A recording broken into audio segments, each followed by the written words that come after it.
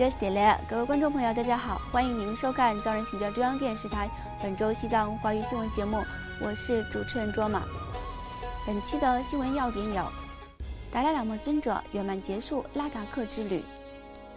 达赖喇嘛尊者致函祝贺印度月船3号成功着陆月球；加州康特拉科斯塔县将达赖喇嘛尊者诞辰日定为和平与正义日；流亡藏人悼念西藏前政治犯索南加布；美国宣布将对参与强迫同化西藏儿童的中国官员实施签证限制；西藏政策研究中心召开第9届西藏青年研究学者会议；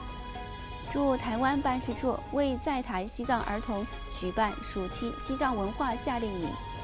下面请看详细内容。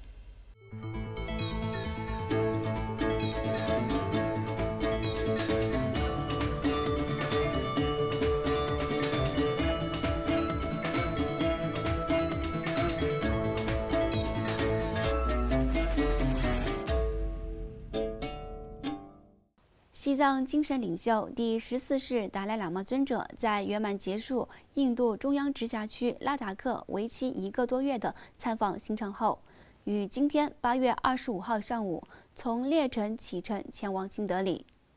在达赖喇嘛尊者从秦宫前往列城机场时，拉达克各界民众在沿途手持鲜花和哈达，欢送尊者离开列城。此外，达赖喇嘛尊者还于本周三8月23号致函印度总理纳伦德拉·莫迪，祝贺印度月船3号太空探测器成功登陆月球南极。达赖喇嘛尊者在贺函中写道：“月船3号的成功着陆是对自古以来致力于科学发展的印度人民致敬，并进一步赞扬了印度空间研究组织全体成员的奉献精神。”尊者还强调，他为印度取得的这一伟大成就而感到高兴，并希望印度空间研究组织继续加强其在科学领域的领导作用。藏人行政中央司政边巴次仁和西藏人民议会议长康波索南丹培也相续致函祝贺印度月船3号成功着陆。另外，美国加利福尼亚州康特拉科斯塔县参事会于近日通过一项决议，宣布将每年的7月6号，即西藏精神领袖第14世达赖喇嘛尊者的诞辰日，定为该县的和平与正义日。这一决议是在国际声援西藏运动的前主席布琼次仁以及西藏人权活动家丹增让卓的努力下得以实现。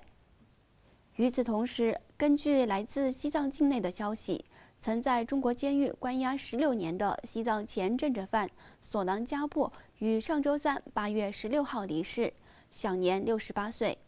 索囊加布于1955年6月14号出生于西藏山南地区贡嘎县，长期居住在拉萨。他因在1987年参与拉萨的和平示威活动而遭捕，于1989年9月27号首次被判处3年有期徒刑，并关押在拉萨扎旗监狱。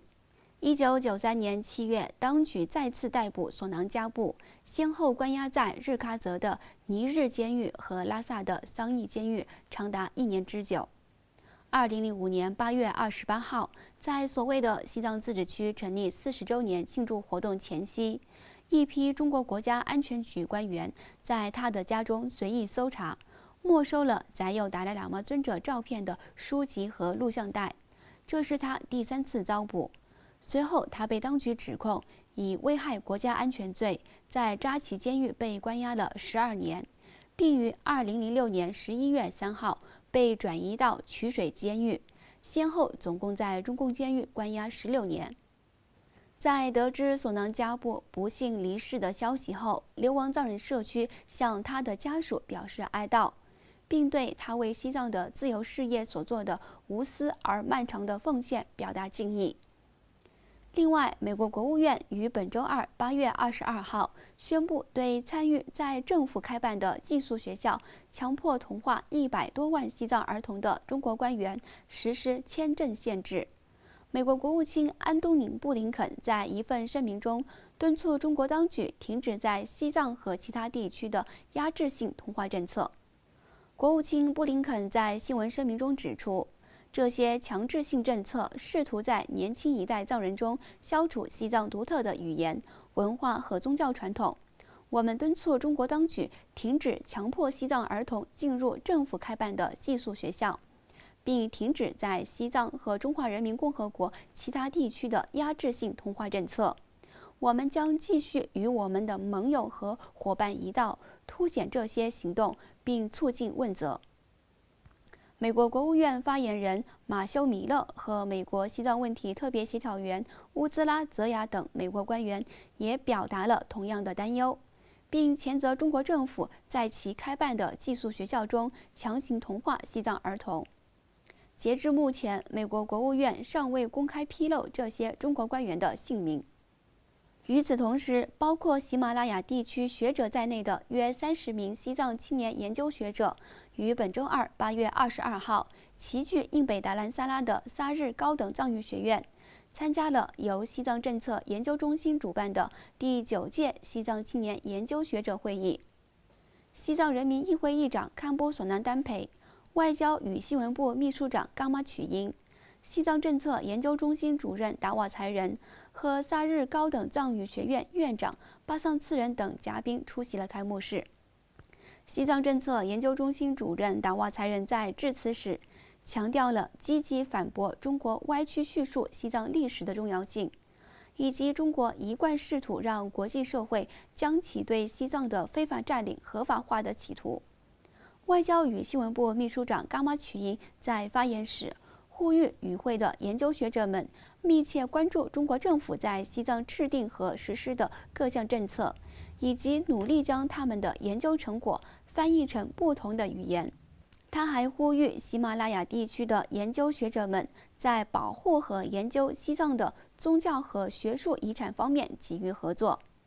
西藏人民议会议长堪波索南丹培在开幕式上致辞时，谈到了提高研究质量和效率，以及审视历史形势和中国西藏政策发展的重要性。在为期3天的会议中，与会各方学者们将以中共非法占领下的西藏现状为主题，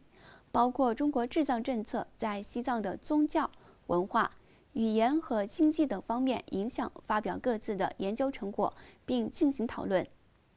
请继续收看本期节目的最后一则消息。藏人行政中央驻台湾办事处和在台藏人福利协会联合台湾屏东县果硕大慈普利寺和云林县白马山菩提寺，于上周五8月18号开始举办了为期3天的暑期西藏文化夏令营活动。共有21名台湾各地的西藏儿童参加了今年的夏令营活动。驻台办事处佛法导师格西丹孜南卓仁波切、屏东县果硕大慈普利寺的曲布仁波切分别向参加活动的藏人儿童讲解了基本的佛教知识，并在为期3天的活动中与父母一同参观了台湾各地的藏传佛教寺院，以及参加佛教哲学课程等活动。观众朋友，以上就是今天节目的全部内容。欲了解更多有关西藏境内外的讯息，请登录屏幕下方的网址。感谢您的收看，我们下期节目再会。